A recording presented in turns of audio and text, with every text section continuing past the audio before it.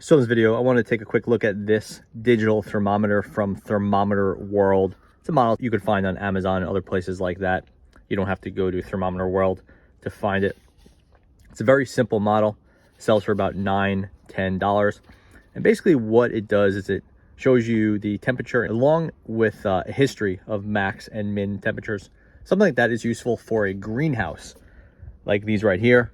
It's an outdoor greenhouse. In this case, it's on an elevated planter, and you'd want to put one of these inside to see the temperature relative to the exterior, as well as the max and min temperatures that you would have seen over the last period, whatever this one is. I think it's over the last either 48 hours or 1 week. I believe it's 48 hours. So we will see the ambient temperature right now. It's a chilly 49 degrees, and we'll see the temperature in our Cedarcraft elevated planter. I have this one right next to the house. Gets a little bit of heat kind of reflected off the house or coming off of the house, and a little bit of wind shielding from that too. But it's definitely chilly now. We've got the wind picking up, we got temperature dropping. So we'll go ahead and put it inside the greenhouse and we'll see how it is. And you'll see the temperature only updates every minute or so. It's a pretty slow update on this one, and that's just something it does to preserve battery life.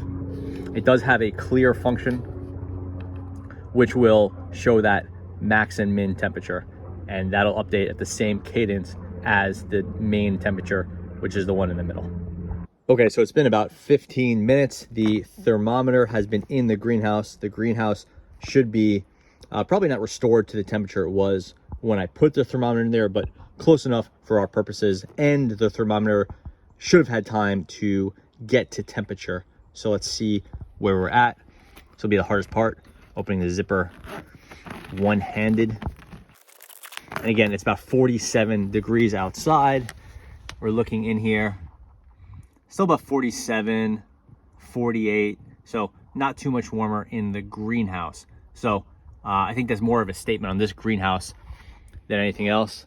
You can see there's some gaps here, not perfectly sealed. Also, it's a windy day with no sun, quite cloudy. So the temperature differential between the greenhouse and ambient, close to zero. On a warmer day, it will heat up in here, especially on a less windy day. But you can see, still have some stuff growing. We've got some Swiss chard, broccoli, and then some onions. And then we have leftover stuff from the season, some herbs left over. But yeah, there is the Thermometer World doing its job in a nice place there. Could hang it, rather not put in the dirt. It won't help the lifespan of it. Temperature's dropping a little bit with the door open. You can see down to 46.2 from a high of 49 before. So yeah, that's just a quick look at a really nice, affordable thermometer for your greenhouses. I know there's some higher end versions out there and non-digital ones. This one has been working out pretty well for me. Some people are going to want a humidity gauge in there as well.